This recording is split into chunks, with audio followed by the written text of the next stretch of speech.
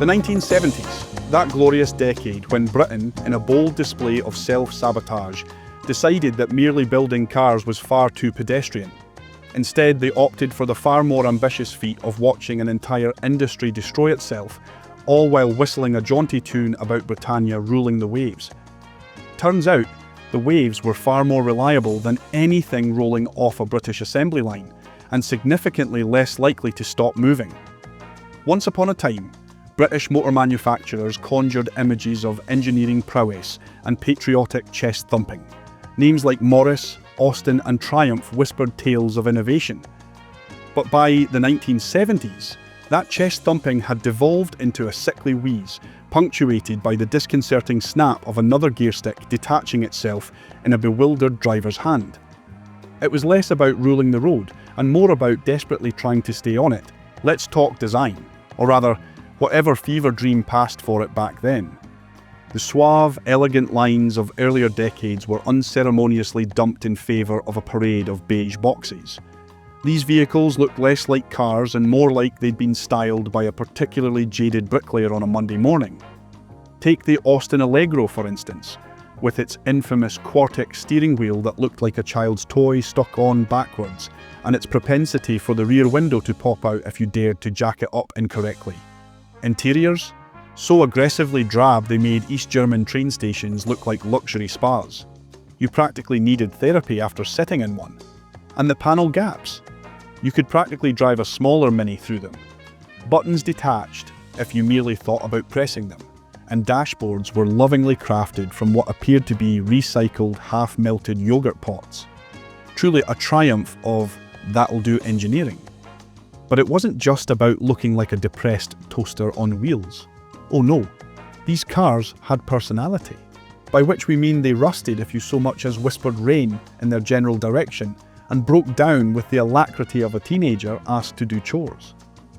The Morris Marina, for all its beige ubiquity, was notorious for its antiquated suspension and a tendency for wheels to, shall we say, depart from the vehicle without warning.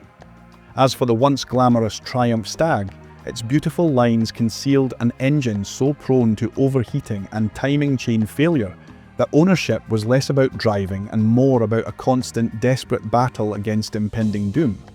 Reliability was less a feature and more a mythical beast.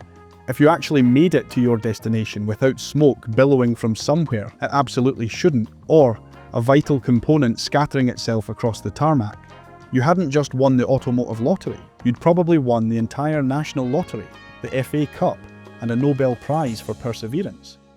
Meanwhile, in places like Germany and Japan, where quality control wasn't just a quaint theoretical concept, manufacturers like Volkswagen, Toyota, and Datsun were quietly churning out cars that, worked. Efficient, practical, and suspiciously adept at starting on a cold morning.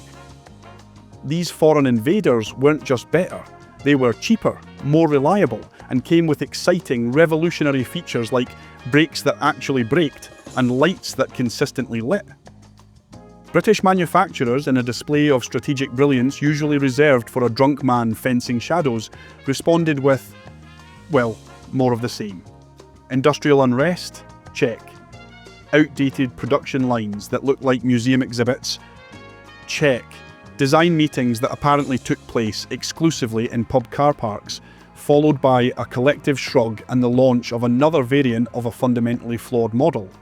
Triple check.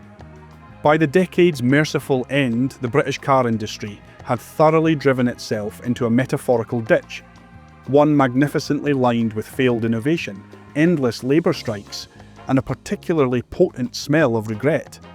What had once been an empire of motoring greatness was now an awkward, rusty footnote in the history of things that could have been. So here's to the British motor cars of the 1970s.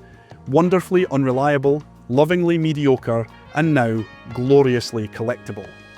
Because, let's face it, nostalgia always runs significantly better than a 1974 Austin Allegro,